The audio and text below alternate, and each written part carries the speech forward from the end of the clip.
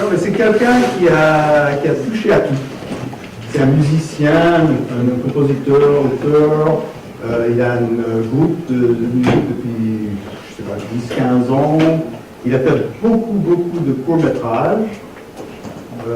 Une des questions que j'espère lui poser, c'est est-ce que c'est une bonne école de passer par les courts-métrages, ensuite de faire la réalisation des longs-métrages. Et le film que vous allez voir, c'est son deuxième long-métrage, après J'invente tout, qui date de 2006.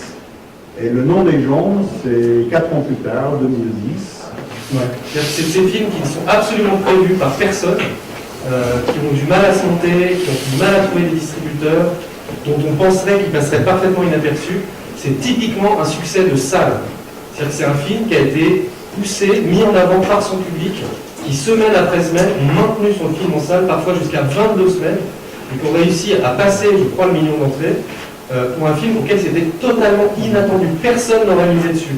Vous avez quelques exemples en France comme ça, Je vais bien, ne t'en fais pas, Marius et Jeannette, etc., qui sont des films qui étaient attendus strictement par personne. Je ne parle évidemment pas de Bienvenue chez les Ch'tis ou des Visiteurs, qui pour le coup avaient été refusés par la plupart de la profession, et où on a une indication qui est très importante dans le cinéma aujourd'hui. À peu près personne, en termes de marketing, ne peut prévoir quel sera le succès d'un film. Vous avez ces exemples-là, comme le nom des gens, qui vous démontrent que quand toute une profession ne pense qu'un film ne marche pas, il marche quand même. Pour ceux que j'avais en scénario, amusez-vous à faire la grille de scénario et vous comprendrez peut-être pourquoi. Voilà, bon film.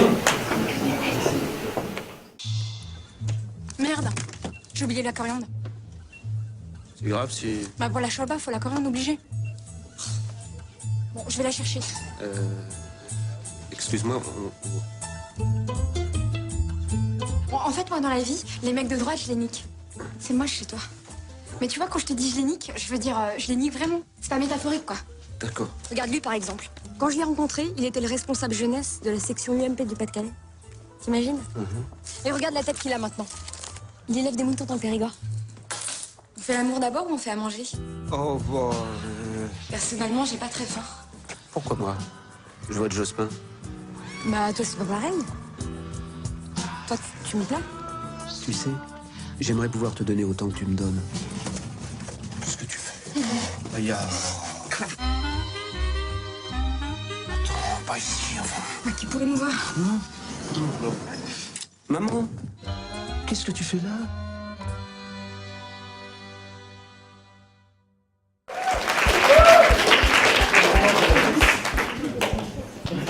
Vous applaudissez parce que vous êtes obligé ou c'est... Oui, ils sont notés. Ouais. S'ils n'applaudissent pas, la porte. Même les étudiants de droite, on va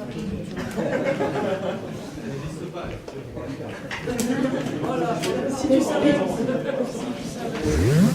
On est en Alors, je ne sais pas si... Ah, Non, je sais pas. C'est bizarre la voix, non? C'est bizarre, non? Ah oui, d'accord, ok, d'accord. d'accord. Alors, je vais essayer de poser une question, quand même. Je ne sais pas si vous vous rappelez du moment du film où le père d'Arthur explique avec sa femme à Arthur l'histoire du clavier de la machine à écrire. Et je trouvais ça génial parce que c'est la manière qu'on enseigne aux enfants. Moi, j'ai reçu, il y a un exemple de synchronicité incroyable. Cet après-midi, je reçois un truc sur Facebook d'un ami avec qui j'avais fait l'école. J'avais 12 ans et on a appris à taper à la machine. D'accord ? Et donc, l'idée, ce qui m'a frappé, c'est que dans votre film, il y a tout à refaire, parce qu'avec les ordinateurs, l'histoire où il y a une sorte d'embouteillage avec les touches, il n'y a aucune raison. Bah oui, mais on a gardé, justement, on a gardé ce truc-là, c'est marrant. Alors, ma question, c'est, est-ce que vous êtes un homme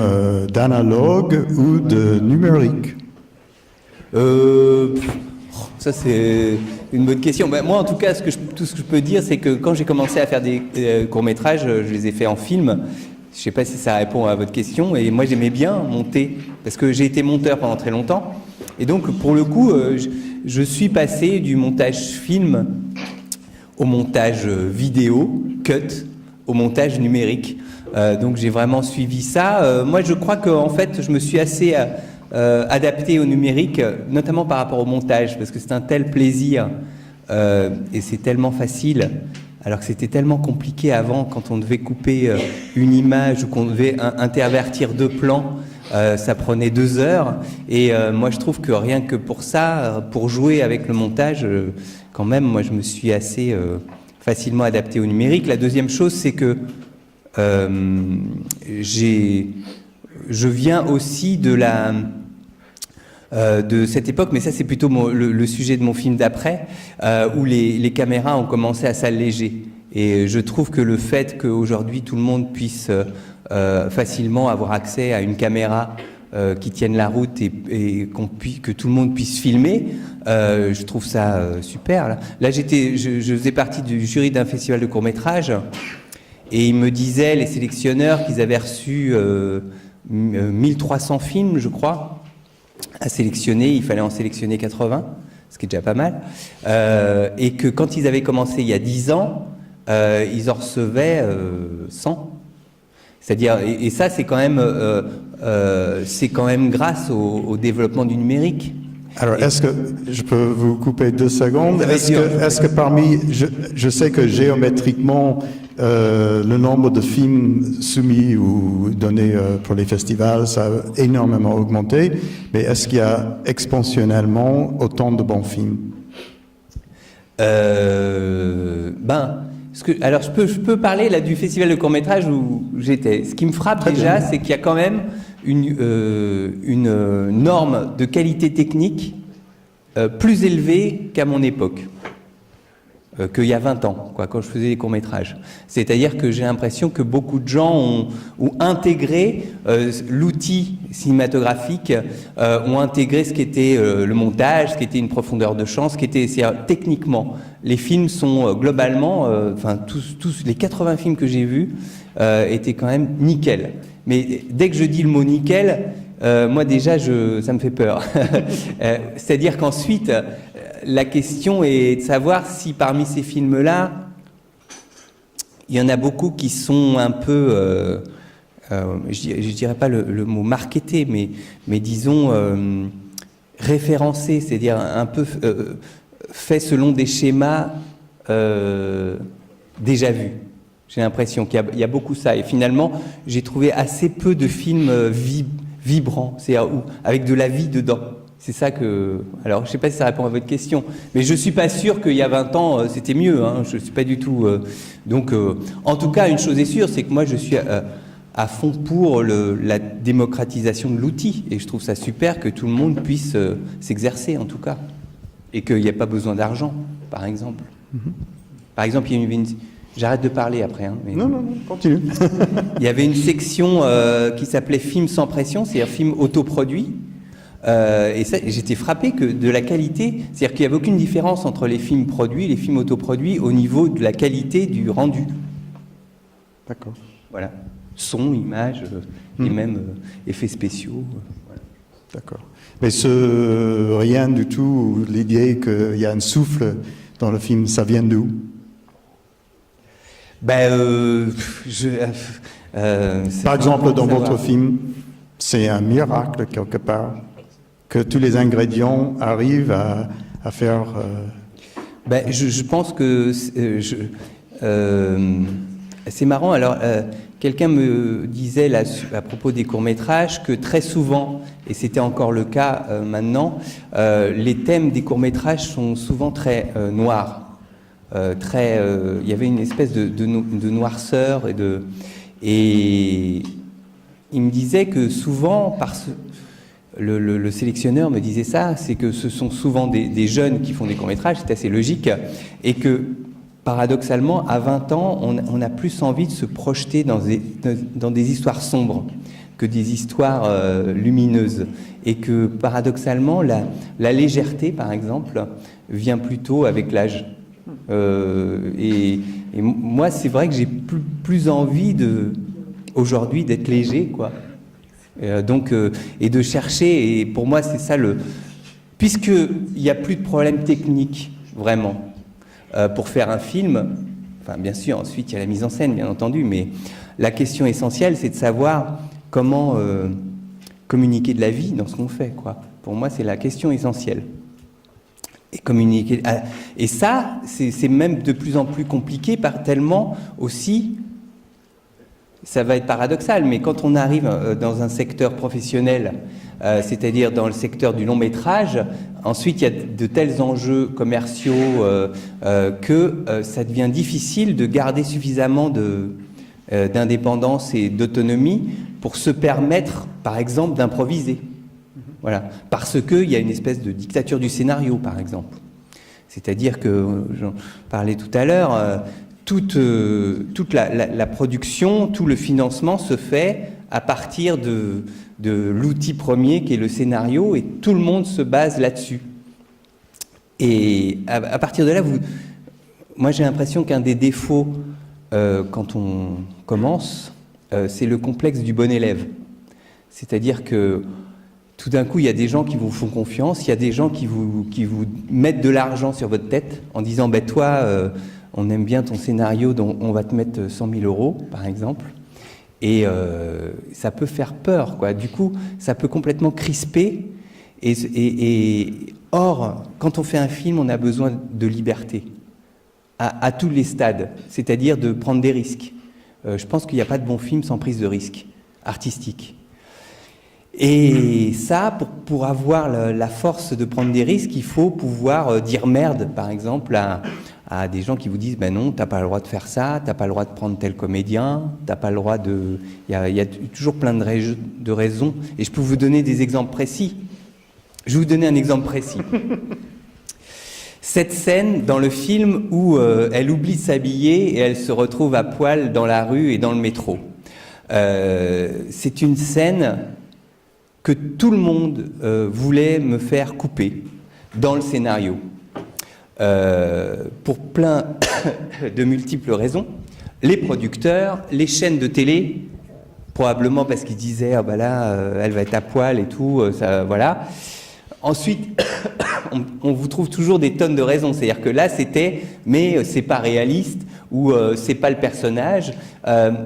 Avant de rencontrer Sarah Forestier, j'avais rencontré pas mal de comédiennes qui absolument toutes voulaient me faire couper cette scène parce que, évidemment, sur un scénario, on ne peut pas se rendre compte de la façon dont ça va être tourné et on peut penser que ça peut être vulgaire, par exemple, tu vois, de se retrouver à poil dans le métro.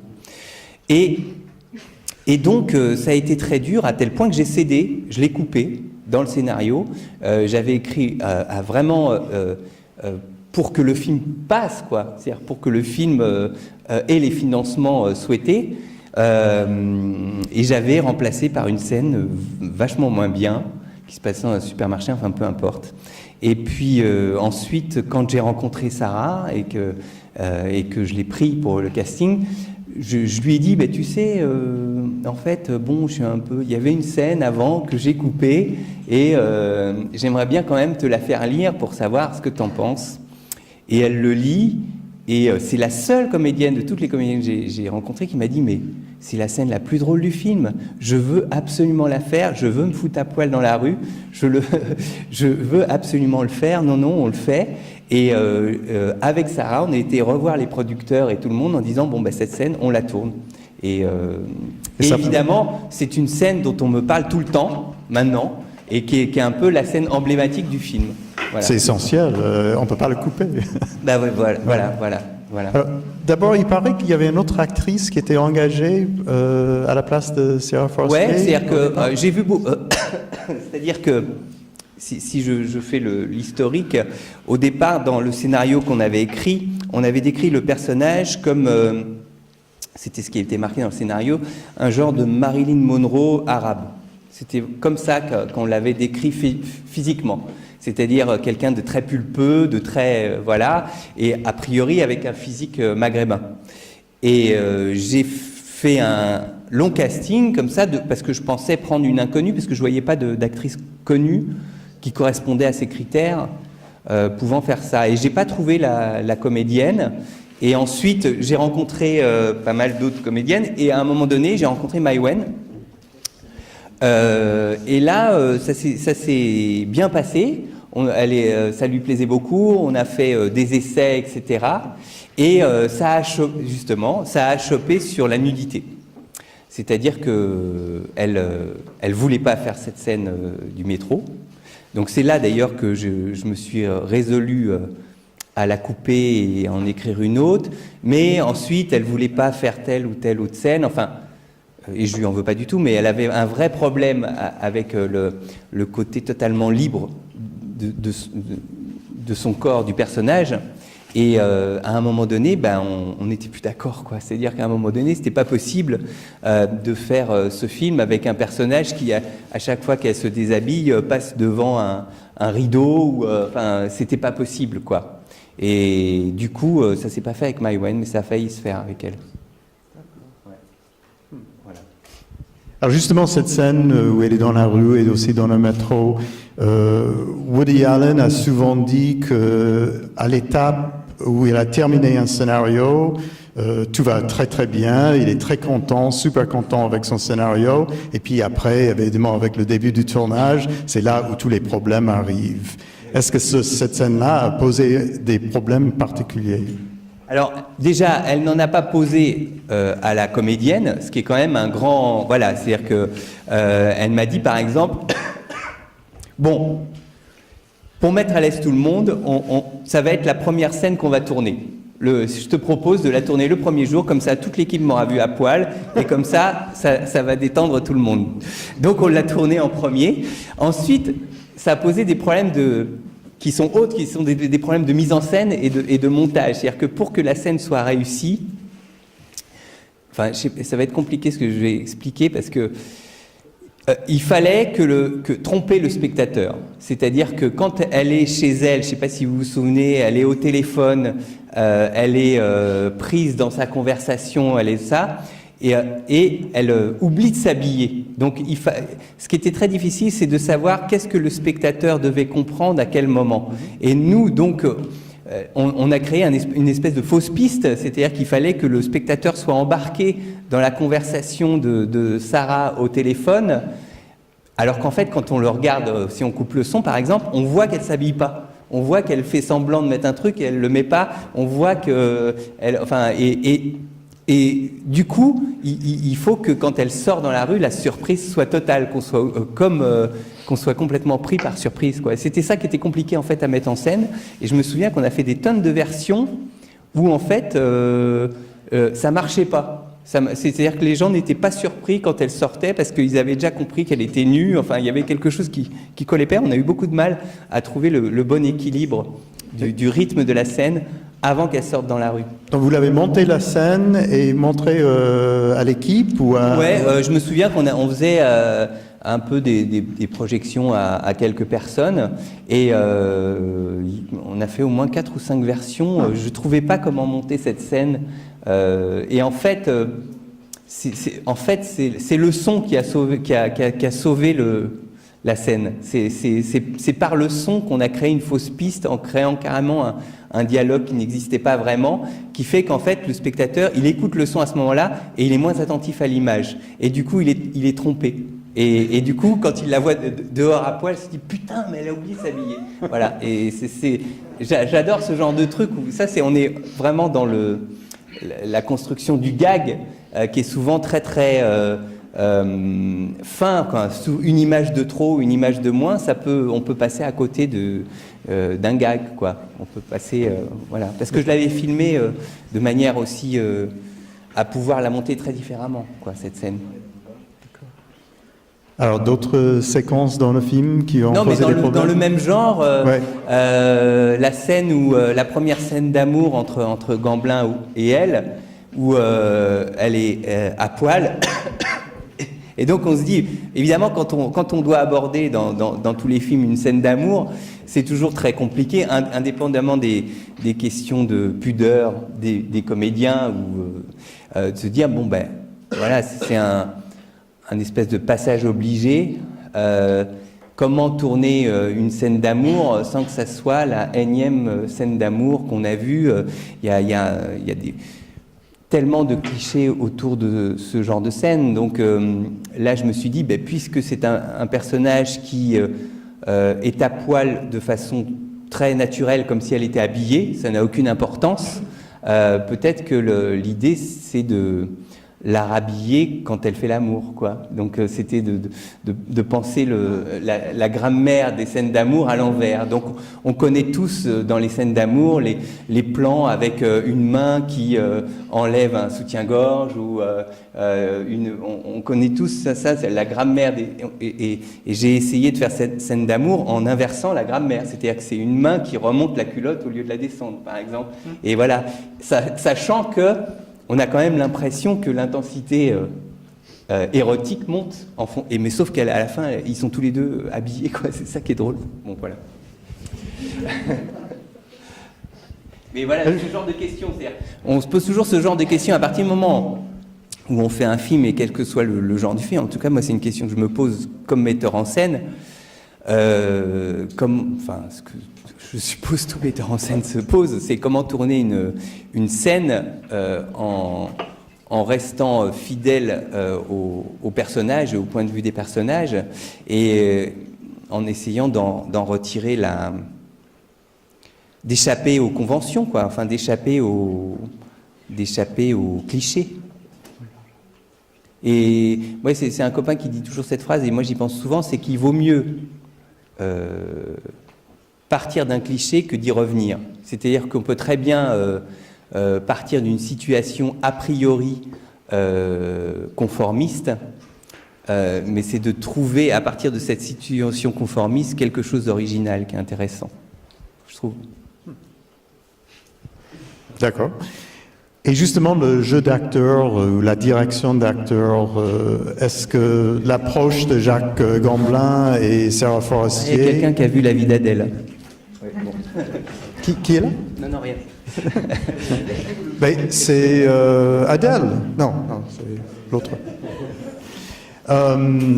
Oui, non, je voulais savoir par rapport à l'approche de l'acteur, parce que souvent on entend parler que il joue dans un registre différent, et donc confronté, ça peut poser des problèmes dans les prises. Par exemple, un acteur ne fait jamais la première prise très bien, et ça prend un certain temps pour monter, et l'autre, et donc si vous êtes au croisement des deux, bonjour les gars, hein, qu'est-ce qu'on fait? Oui, alors, justement pour Jacques Gamblin et Sarah Forestier. Déjà, moi, ce ne sont pas des... parce qu'il peut y avoir des films comme ça, les personnages qui jouent, ce ne sont pas des contre-emplois, ce sont plutôt des emplois. Je veux dire par là que ce que dégage Gamblin comme comédien, au naturel, je dirais, quand il fait rien, finalement n'est pas très éloigné de ce que dégage le personnage, et ce que dégage Sarah Forestier au naturel n'est pas très éloigné de ce que dégage Baya Ben Mahmoud dans le film. Donc déjà, on peut faire d'autres choix de casting, c'est-à-dire vraiment de travailler avec un comédien aux antipodes de ce qui est aussi intéressant. Mais déjà, chez un comédien comme Jacques Gamblin, il se dégage comme ça une certaine réserve. On en parlait tout à l'heure, c'est quelqu'un qui... à la fois, on sent qu'il n'est pas très à l'aise avec son corps, il dégage comme ça quelque chose qui est assez proche du personnage.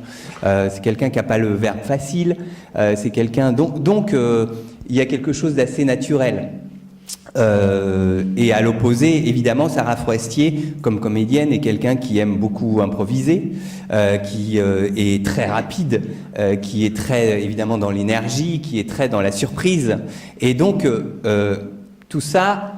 effectivement, le tournage n'a pas toujours été simple entre les deux, parce qu'ils sont de tempéraments totalement différents. Évidemment, Gamblin est quelqu'un de beaucoup plus posé, de beaucoup plus et Sarah est quelqu'un qui aime beaucoup plus surprendre, etc. Ce qui fait que par moments, ils se comprenaient pas. Par moment, en gros, et ça a servi le film, je pense, Jacques Gamblin était exactement comme Arthur Martin dans le film, c'est-à-dire en train de se dire mais qu'est-ce que c'est que cette folle, voilà. Et je pense pendant toute une partie du tournage, il s'est dit ça. Il s'est dit mais qu'est-ce que c'est que cette folle, ça, même il s'est dit ça va pas du tout, je pense. Et je pense qu'il se rendait pas vraiment compte, mais je sais parce qu'il me l'a dit après, qu'en fait elle rentrait tellement dans le personnage que il y a eu un effet de sidération comme ça de Gamblin par Sarah Forestier et donc de Arthur Martin par Baya Ben Mahmoud. Et ça c'est intéressant quoi, c'était marrant. Parce que, je parlais de ça tout à l'heure, mais c'est toujours intéressant, avant de faire le film, à partir du moment où j'avais choisi les deux comédiens, par exemple, tout le monde m'est tombé dessus, les producteurs, etc., en me disant, en étant totalement, en ayant très peur de la différence d'âge entre les deux.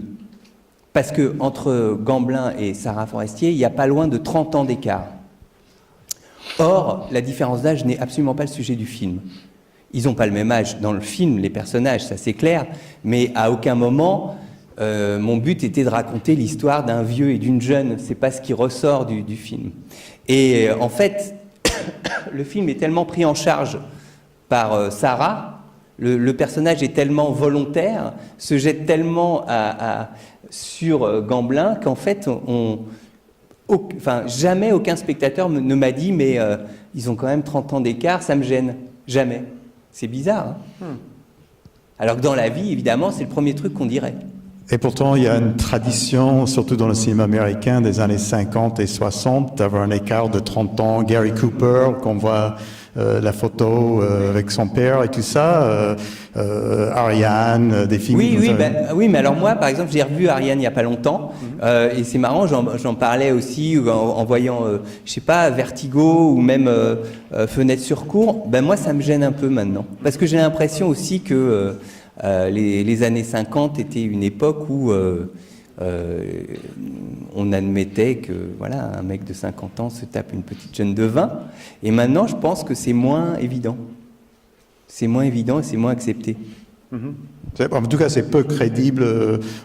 J'ai vu ça il y a quelques années et je me suis dit, mais je n'y crois pas un instant. Ah bah oui, bah moi aussi. Ouais. Mais je sais pas. Bon. D'accord. Quoi d'autre? Peut-être on va ouvrir ça aux questions aux étudiants. Axel a une question, oui.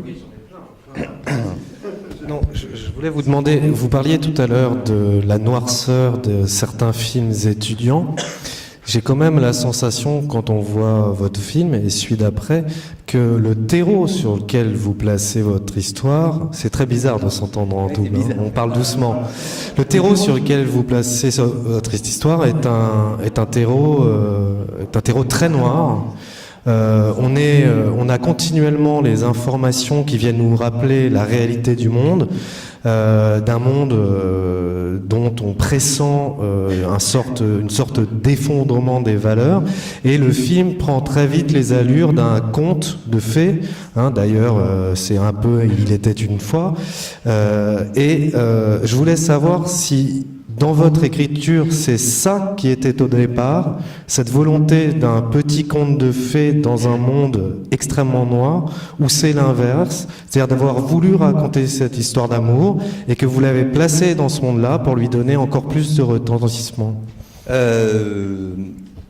Moi, je dirais que, évidemment, moi, ça ne m'intéresse de faire des comédies que si elles ont... je dirais pas un fond noir, mais disons que si elles partent de névrose, je dirais de névrose. Et les névroses, c'est pas simplement des névroses personnelles, ça peut être, ce qui est le cas de ce film pour moi, une névrose nationale.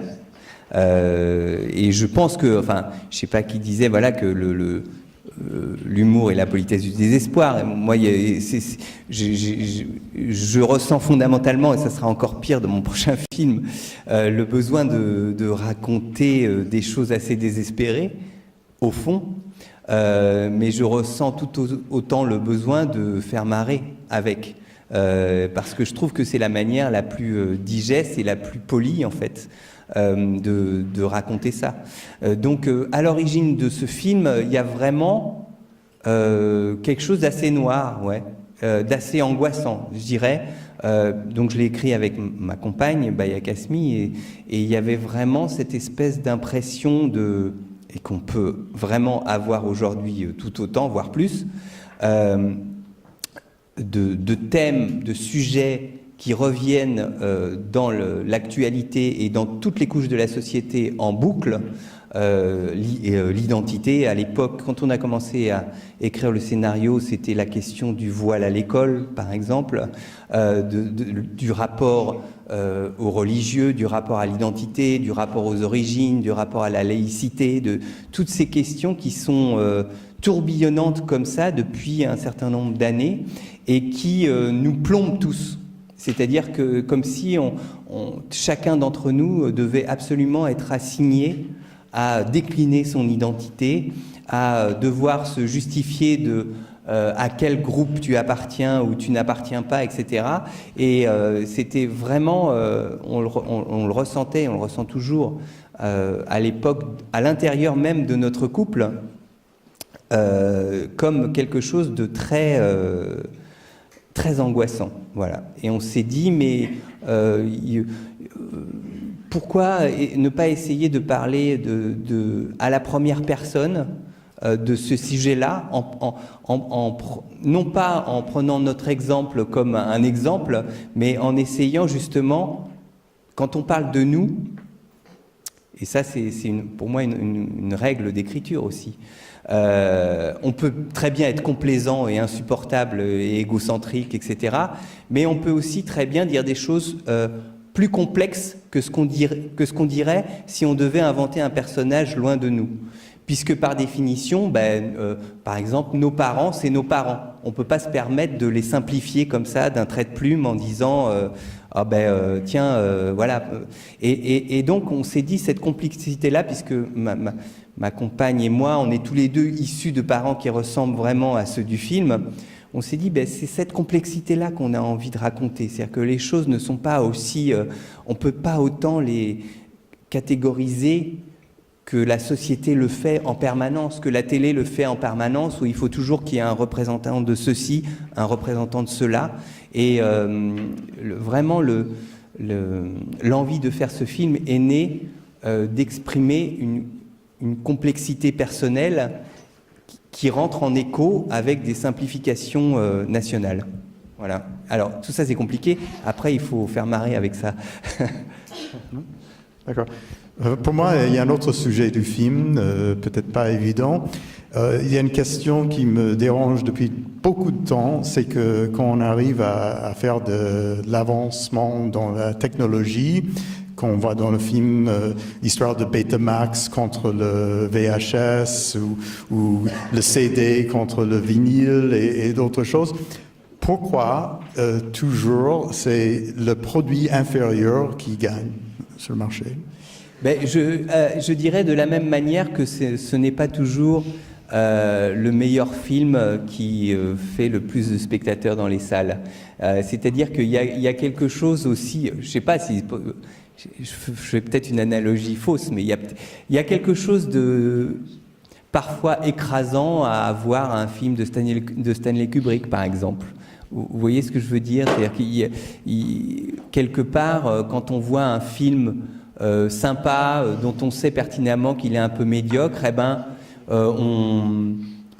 il y a quelque chose de moins angoissant. Voilà. Je ne sais pas si ça répond à votre question. C'est-à-dire que la perfection technique ou la perfection artistique nous renvoie à notre propre médiocrité, je trouve.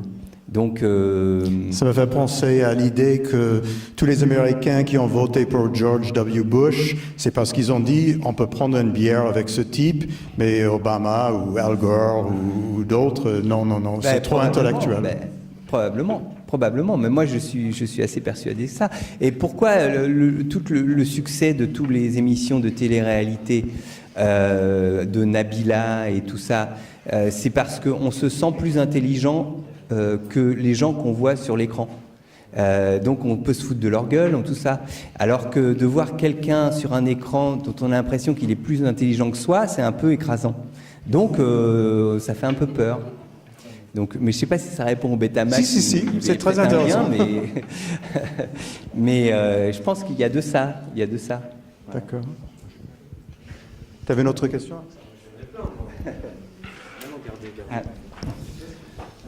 Oui, je voulais dire, on sent dans votre mise en scène, dans la façon dont vous avez abordé ce film, filmiquement parlant, cinématographiquement parlant, une volonté d'être très fidèle à quelque chose qui a été une partie de votre vie, c'est-à-dire le court-métrage. On sent une véritable simplicité. Chaque plan exprime une chose assez simple. On passe au plan d'après. On n'a pas des grands plans d'appareil, on n'a pas ou si peu, on n'a pas d'effets. On est réellement dans le jeu des comédiens, très proche d'eux, très proche d'une réalité. Ça, je trouve ça intéressant et je voudrais savoir si c'est quelque chose que vous avez gardé du court-métrage. Et également, une deuxième question, on est très proche aussi d'une tradition française dans la comédie, que sont les seconds rôles. C'est-à-dire que chacun des personnages que vous nous présentez, jusqu'au même troisième rôle, et je pense au personnage lors du mariage arrangé, chacun des personnages, on sent qu'il y a un casting, que vous l'avez voulu, lui, etc. Et là, on retrouve les comédies des années 50 jusqu'aux années 70, avec cette importance des seconds rôles, en tout cas toujours de mettre le comédien devant et quasiment la technique s'efface. C'est intéressant pour des étudiants en cinéma et par rapport à ce que vous disiez tout à l'heure au court-métrage, cette simplicité-là qui n'est pas gâchée par la surcompétence technique. D'ailleurs, j'aurais bien du mal à avoir une surcompétence technique parce que je suis nul en technique. Non, je sais pas. Je dirais, moi, j'aime bien toujours donner des explications à partir de choses très matérielles. Moi, je viens effectivement du court-métrage et je viens du court-métrage bidouillé. C'est-à-dire que j'ai fait plein de films qui en général sont très mauvais, mais sans argent ou avec très peu d'argent et pour lesquels il était hors de question d'avoir un travelling, encore moins une grue. Et par conséquent, à partir du moment où vous essayez à faire un travelling et qu'il fait comme ça, vous dites, bon, ben, finalement, je vais rester fixe, quoi. Donc, j'ai plutôt commencé à faire des films comme ça, en me posant la question voilà, évidemment, il y a plein de metteurs en scène qui je sais pas, moi, j'adore les plans séquences de Scorsese et tout ça, comme tout le monde. Mais je déteste, par contre, les effets. Je déteste les mouvements qui ne sont pas justifiés par ce qu'on nous raconte ou par les personnages, ce qu'en font les personnages.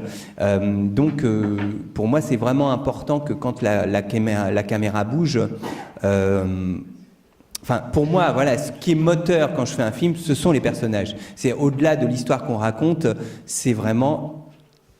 je pense, tous mes films, des films de personnages. Donc, à partir de là, la seule question qu'on se pose, c'est comment mettre en valeur ce qui se passe entre les personnages. Ou comment, qu'est-ce qu'on doit voir et qu'est-ce qu'on ne doit pas voir. Donc, à partir de là, moi, je pense que la caméra doit être discrète. Doit être discrète et doit même être invisible, comme doit l'être le montage, comme doit l'être... voilà, quoi. Donc... être sobre et c'est ce qui se passe à l'intérieur du cadre qui est important et voilà. Oui. Ben, du fait, ça découle de... Je peux vous couper 2 secondes. Justement, un second rôle qui est inattendu totalement, c'est Lionel Jospin. Oui. Quand vous êtes arrivé, par exemple, à faire intégrer, c'était déjà dans le scénario au départ? Oui, alors... Voilà, puisqu'on voulait parler, je pense que c'est vraiment l'idée de Jospin, c'est vraiment venu justement de la caractérisation des personnages des parents de Gamblin.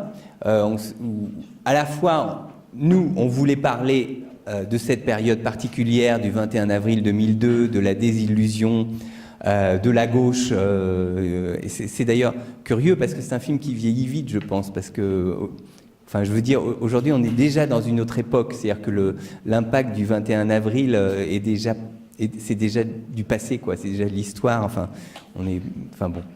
Et qu'est-ce que je voulais dire? En attendant la prochaine élection où Marine Le Pen passe au deuxième tour. Voilà, exactement, ouais, voilà. Et puis voilà, ce qui est rigolo, et c'est aussi comme ça que marche l'écriture d'un scénario. On s'est dit, ben voilà, la névrose des parents, c'est justement d'acheter systématiquement ce qui est de meilleure qualité, mais qui n'emporte jamais le marché à la fin. Et on voulait parler du 21 avril 2002 et de Jospin, et on a fait l'analogie, et on s'est dit, bah oui, Jospin, c'est pareil, il est de meilleure qualité, mais il n'emporte pas le marché. Et on s'est dit, bah, à partir de là, le fils, il est pareil que ses parents, il aime bien les gens qui sont de meilleure qualité, mais qui n'emportent pas le marché, et il aime Jospin, et donc ça devient une espèce d'idole, de contre-idole, quoi. C'est vrai que par exemple, en France, on adore les losers. C'est rare qu'on aime les gens qui gagnent tout. Poulidor. Voilà, le syndrome de Poulidor. Et donc, en tout cas, au moment où on a fait le film, parce que là aussi, j'ai l'impression que c'est... Eh ben, Jospin avait un espèce de regain de popularité où tout le monde, tous les gens que je croisais disaient « Putain, mais quel con, pourquoi j'ai pas voté Jospin ?» et tout ça. Nous, entre parenthèses, on avait voté Taubira, ce qu'on regrette pas. Et qu'est-ce que je voulais dire? Et donc, voilà, on s'est dit « Mais ça serait formidable que Jospin fasse une apparition dans le film. » Voilà, évidemment, on le connaissait absolument pas, on savait pas trop comment le contacter, et puis on a un peu envoyé un scénario un petit peu au petit bonheur la chance, et puis il nous a répondu. Il a dit que pourquoi, enfin, il n'a pas dit oui tout de suite, hein, il voulait vérifier à quel point notre projet était sérieux. Ou sincère, plus exactement, plus que sérieux. Et puis voilà, on a bu des coups, et puis il a dit bah, ok, je veux bien. Voilà, c'est passé comme ça. Et il est très bon acteur pour jouer lui-même. Oui, bah il était un peu contracté quand même, mais comme il est contracté au naturel, ça changeait pas beaucoup.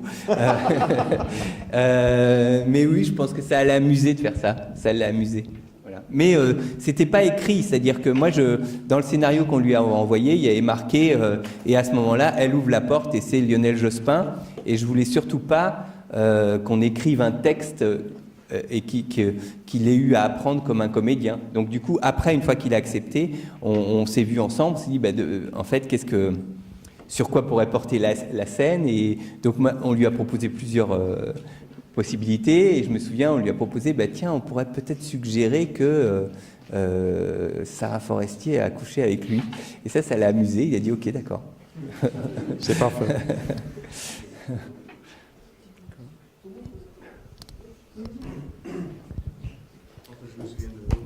Moi, je ne peux pas éviter de vous poser une question. On ne doute pas que ce film, ou en tout cas que vous, en tout cas un background un petit peu, disons, de gauche, marqué à gauche.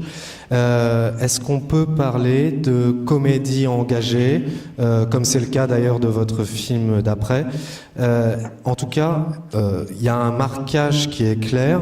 Est-ce que vous pensez que c'est de l'ordre du cinéma? C'est une question un peu, je me fais l'avocat du diable, mais est-ce que c'est de l'ordre du cinéma d'avoir cette position marquée extrêmement claire et de choisir la comédie pour pour témoigner d'un engagement politique?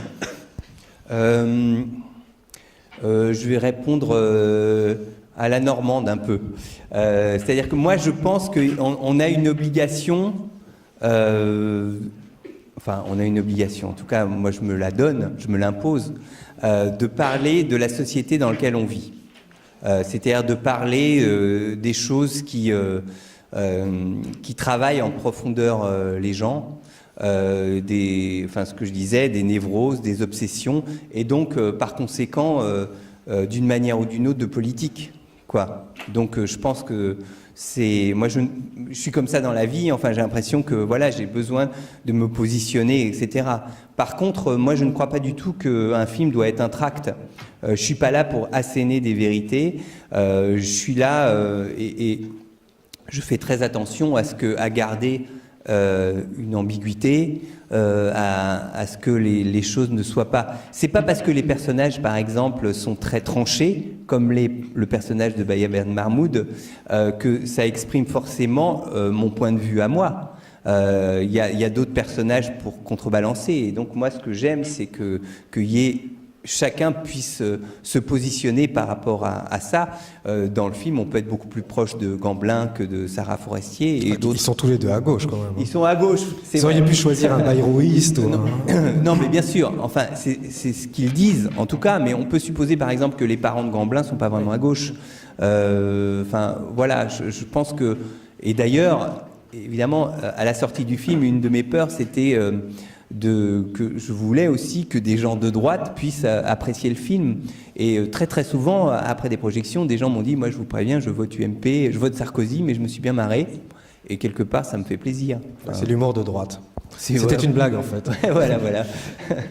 Évidemment, on ne peut pas non plus vous poser une question qui est que sur le papier, ce film avait toutes les chances de cumuler en salle et de manière assez...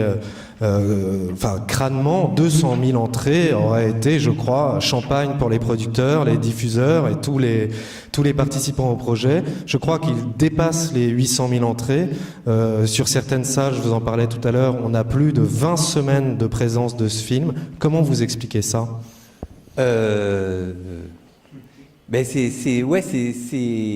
C'est difficile à expliquer. Je crois que... et ça, c'est un grand paradoxe dont je m'étais déjà aperçu en faisant un court-métrage particulier, qui est mon seul court-métrage qui avait bien marché et tout ça, qui était mon seul court-métrage très personnel, où je racontais ma vie, etc. Et je me suis dit que paradoxalement, plus on arrive à raconter de façon, si possible, honnête, des choses intimes, ça peut... entrer en résonance avec les spectateurs. Et je pense que le succès du film vient du fait que énormément de gens se sont projetés d'une manière ou d'une autre dans ces personnages. Même des gens qui sont très différents apparemment des personnages, parce que le film parle des tabous, parle des non-dits, parle des secrets de famille, parle aussi de tous ces sujets autour de l'identité qui sont très obsessionnels. Et donc, très souvent, des gens sont venus me voir en me racontant leur propre histoire.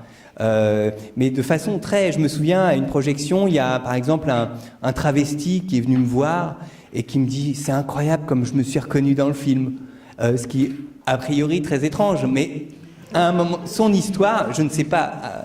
de quelle manière, mais il a pu se projeter dans cette histoire parce qu'il y avait un certain nombre de portes et de points communs avec ce qu'il a pu vivre. Je me souviens un couple de vieux asiatiques qui est venu à la fin d'une projection dire que le film l'avait bouleversé et nous demander à ma femme et à moi si on avait effectivement nommé notre fils Chang. Donc voilà, je pense que le succès du film, enfin tous les gens qui font des films sont toujours bien incapables de dire pourquoi un film marche et pas un autre. Par exemple, mon film d'après n'a pas vraiment marché, alors que je pensais qu'il allait marcher et tout le monde me disait qu'il allait marcher, donc, parce que voilà, les gens se projettent dans une histoire, et je pense que c'est ça le secret du succès d'un film. Et puis évidemment porté par des comédiens auxquels on s'attache, il y a tout un tas de paramètres, mais notamment celui-là pour ce film-là. Et comment vous l'avez vécu personnellement, ce succès ? C'est difficile, non, quand on s'attend à faire 100 000 entrées peut-être, et de se retrouver avec... C'est une question très compliquée, aussi, je vais essayer de répondre honnêtement. En fait, très paradoxalement, je l'ai vécu assez mal. Parce que d'abord, j'étais très habitué à l'échec.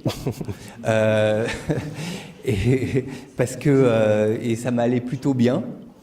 Et ensuite, bon, il y a une dimension,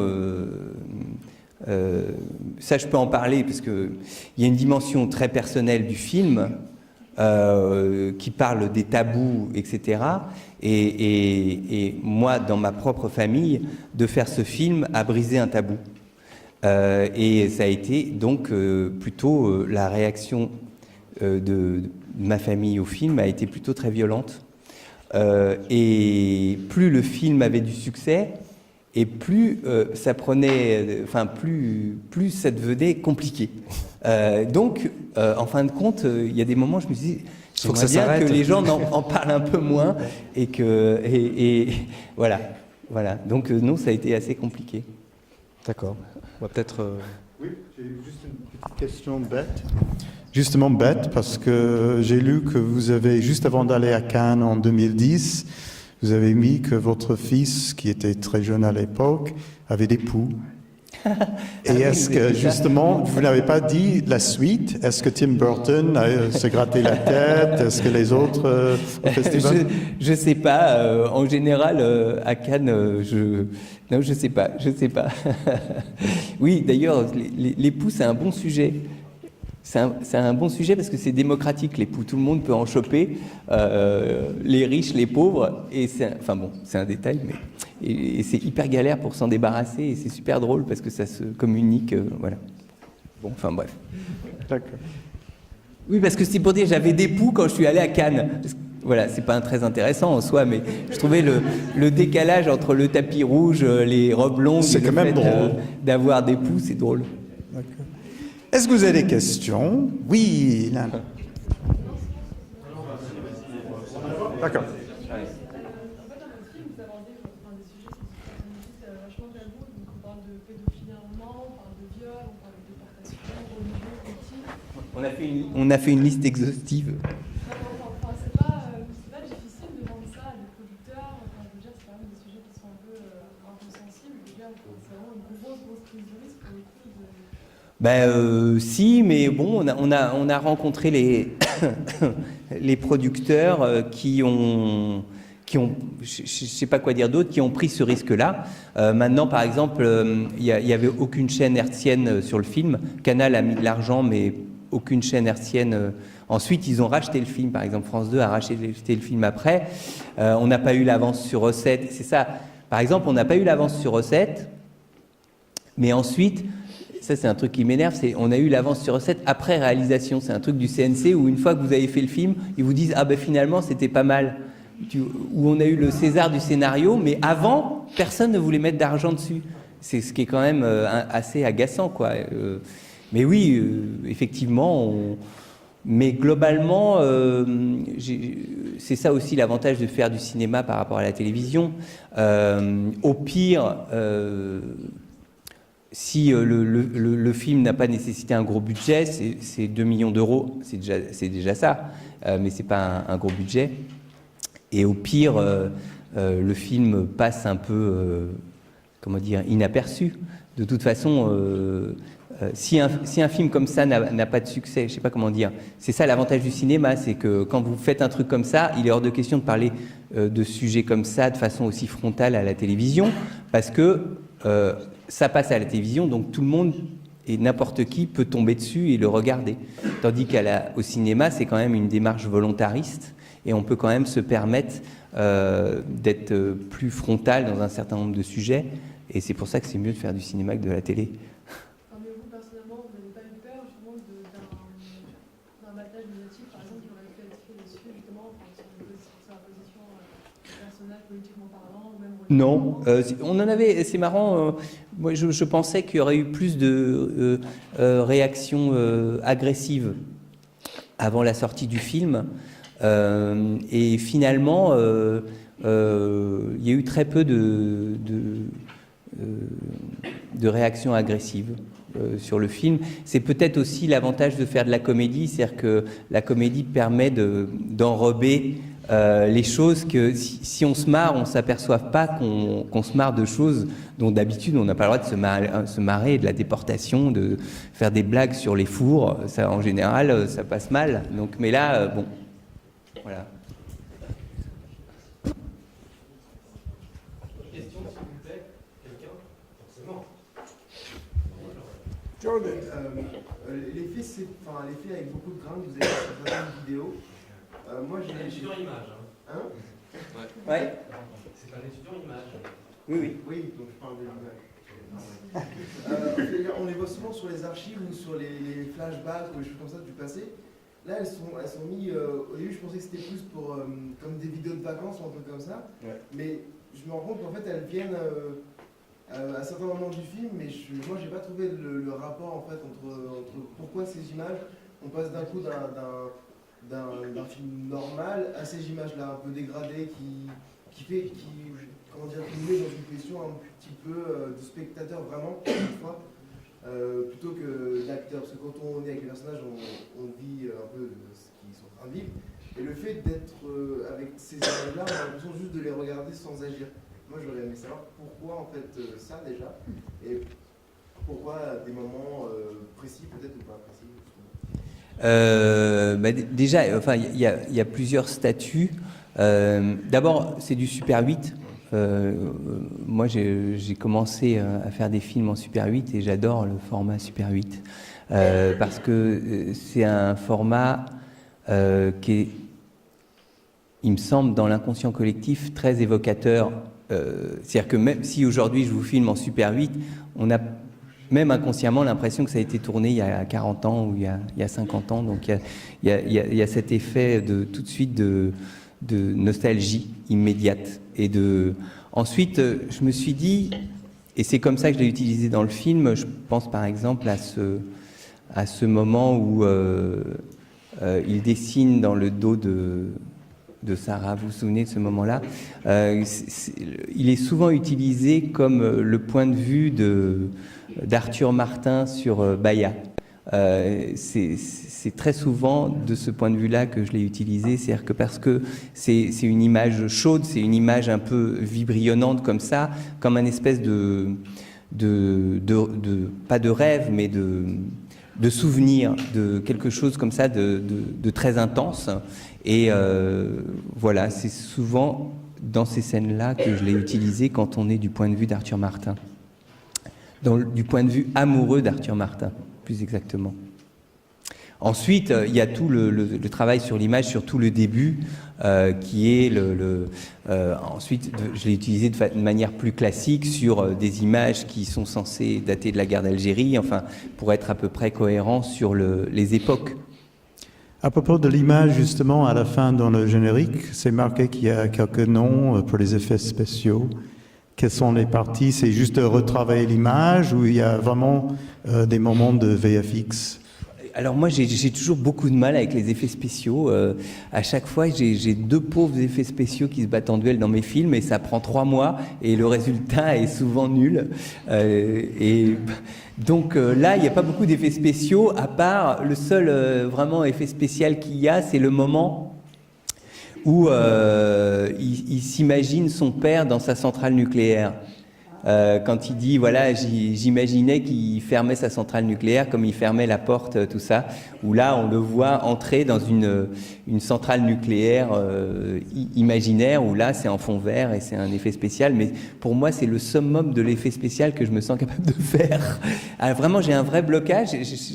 C'est pas que j'ai un blocage, c'est que pour l'instant, je n'ai pas rencontré les gens qui comprennent ce que je veux et qui arrivent à me donner des réponses simples. Donc là, je suis vraiment mauvais là-dedans.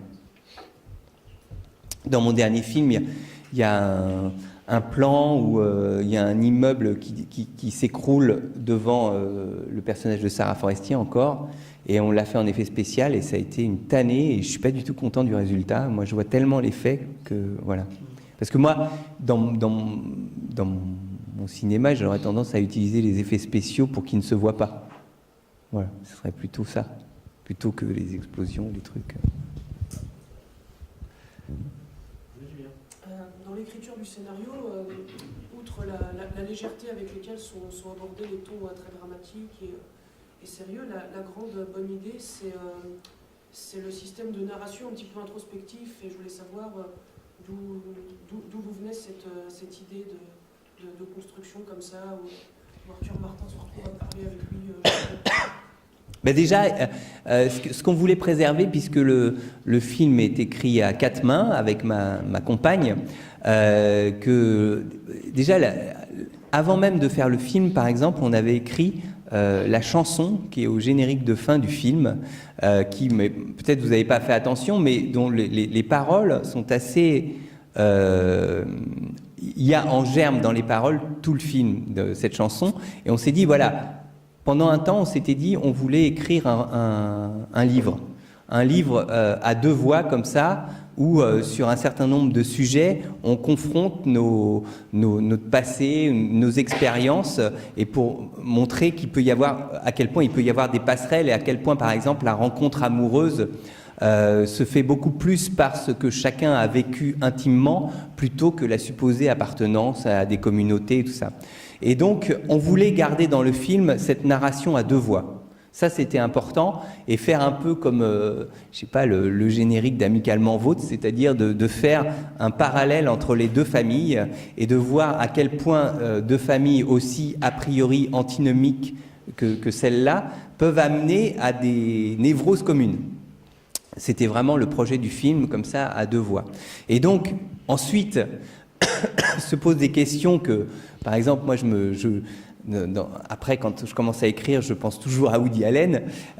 Plus on veut parler de quelque chose d'intime, plus faut avoir peur du nombrilisme, de la complaisance. C'est-à-dire que vous dites, par exemple, je veux parler de...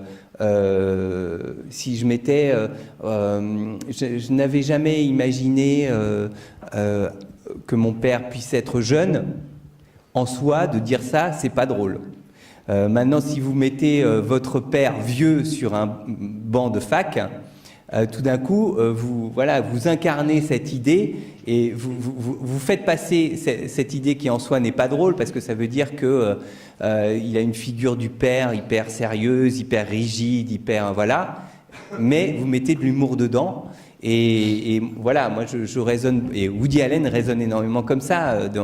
Il se dit, oh là là, je pense qu'il a toujours très peur, soit d'emmerder le spectateur, ou soit de l'emmerder avec son nombril. Donc il trouve toujours comme ça des espèces d'équivalence de comédie pour faire passer au fond quelque chose de très personnel.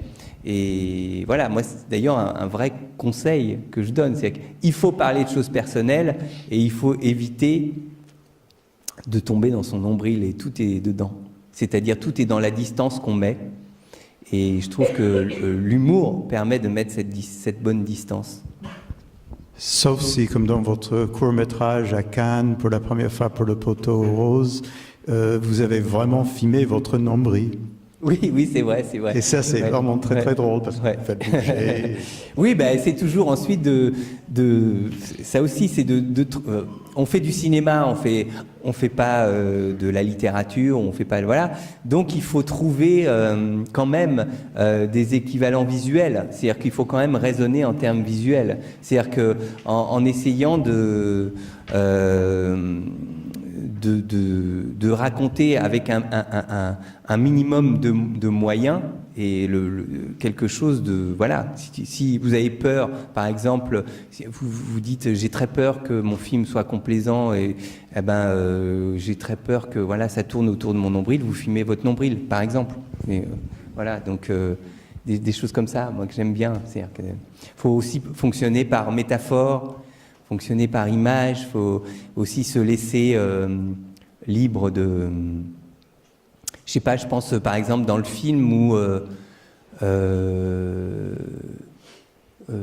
la scène, alors là pour le coup dramatique, de la mort de la mère. Voilà. Comment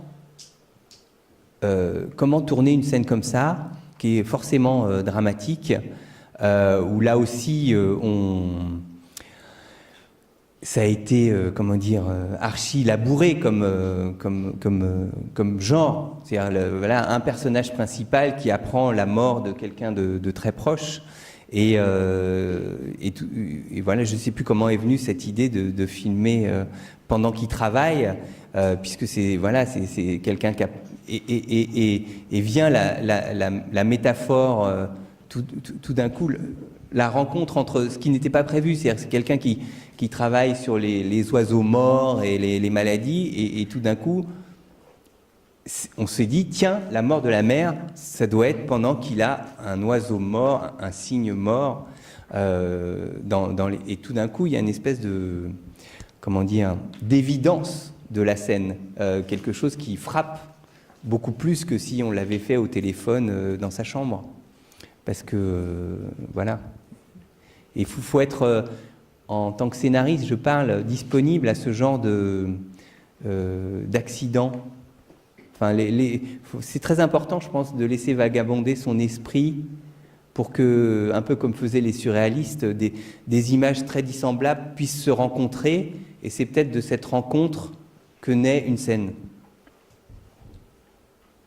C'est-à-dire que si je dois, excusez-moi, mais si je dois écrire une scène, n'importe quelle scène, où, je sais pas, une fille doit avouer à sa mère qu'elle est enceinte, je sais que je vais pas la faire en disant la fille qui rentre et dit maman, j'ai quelque chose à te dire, je suis enceinte, parce que ça n'a aucun intérêt. Donc, il faut trouver une autre manière de twister le truc pour que les choses soient comprises sans que les mots soient dits. C'est bien plus intéressant. J'ai une petite question, parce que c'est un peu bancal comme question, mais vous avez dit que c'était l'histoire de familles qui étaient à la fois différentes, mais qui en même temps avaient des grosses communes. Et ce que je trouve, c'est que, au contraire, elles sont plus ou moins différentes dès le début. Les deux personnages principaux sont plus ou moins ressemblants depuis le début. Et vous aurez pu mettre en scène un personnage qui était peut-être plus de droite, qui aurait eu un plus long chemin à faire pour le film, qui aurait opéré une transition. Oui.